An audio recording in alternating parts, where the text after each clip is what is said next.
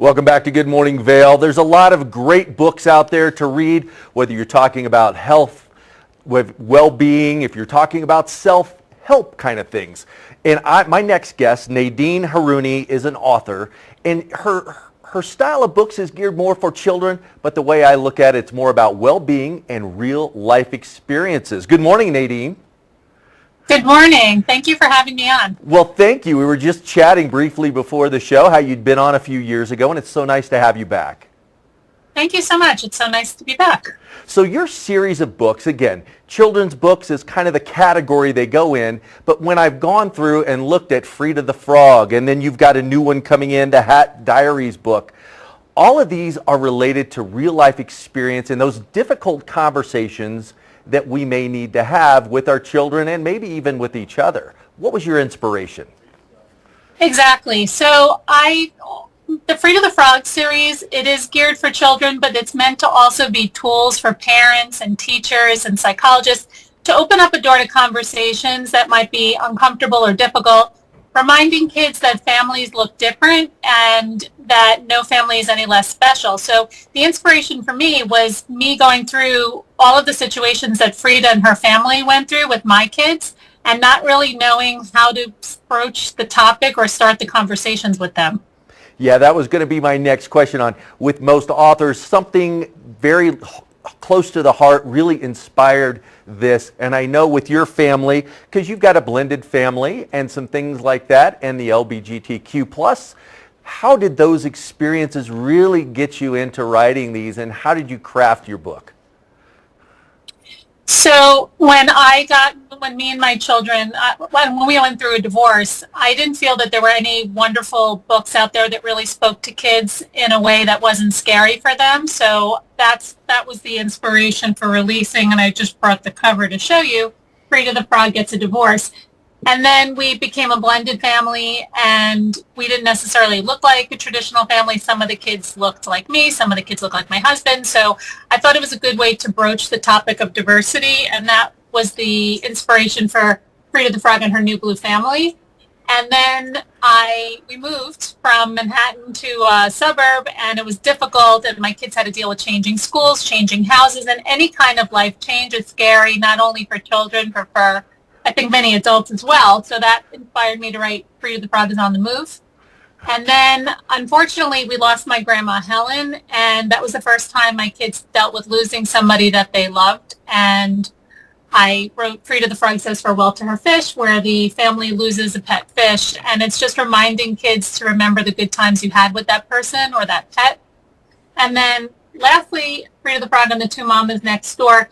That one wasn't really so much as based on family or personal experience as it was, I felt, an important topic to get out there, because when we moved from Manhattan to the suburbs, there was actually only one gay family we knew in our town. One of my children's friends had two dads.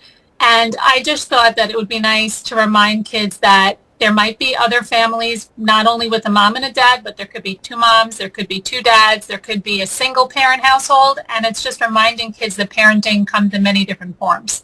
I love it. That is so inspirational and just helps through some of those, like you said, difficult conversations and some real life things that are going on. Is there anything that you see for Frida the Frog that's going to expand into some more outside the 5-book series?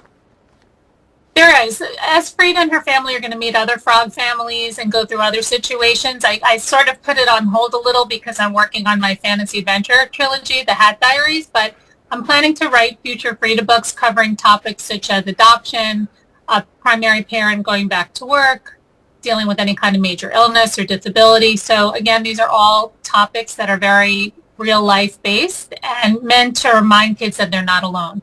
Now, in one of the Frida the Frog books, there's 3 little tadpoles, Franny, Frank, and Jack. Do those tadpoles have any of the personalities that maybe your children have? Little. They're a little. No, I'm just joking. They're slightly. There's a couple of characteristics, and most of the characters are based loosely. The names are also hidden names, such as Jack is based on my son Jake, and Samson is from my daughter Samantha. And my mom is the OF, original Frida, so that's who the series is named after. Oh, that's awesome. Now let's talk a little bit about the other series, the Hat Diaries. Tell me a little bit about that. Sure. So I brought the first book, which was released in October, is The Hat Diaries is the name of the series, and it's called The Secret Life of Ryan Rigby. It's meant to be for anyone who likes adventure books fantasy adventure from age 8 through adult. It's technically middle grade fantasy adventure, and and anybody who probably likes the Harry Potter series would probably enjoy this. It talks about a story about a young boy who's 13 who his mom gets a job at a hat factory, and he starts taking home different hats from the hat factory and putting them on before he goes to bed at night. And in his dreams, which he calls adventures, which are very realistic, he becomes the role of the hat wearer. So he becomes a magician, he becomes a firefighter, he becomes a police officer, a safari guide. He has many different adventures. And at the same time, he's dealing with the loss of his dad, and he meets an older man, Merlot, who becomes sort of a mentor to him. So his real life unfolds in alternating chapters with these adventures he has, and certain things happen that by the end of the book, you really don't know what's real and what's fantasy. Oh, that sounds remarkable. I can't wait to look at those. Thank you so much, Nadine. Now, where can people go to buy these books? I'm so glad you asked. They can go to NadineHaruni.com. That's all one word, NadineHaruni.com. They're also available Amazon, Barnes & Noble, anywhere books are sold. I appreciate you joining me today on Good Morning Vail, Nadine. We're going to be sure to check back to you to see that Frida the Frog series and how that goes, along with the Hat Diaries on some of that fantasy type, but somewhat realistic books that you've got coming out. Thank you for this series. Is a lot of advice, enlightenment, and the many challenges that we face day to day. We'll be back soon with more Good Morning Vail.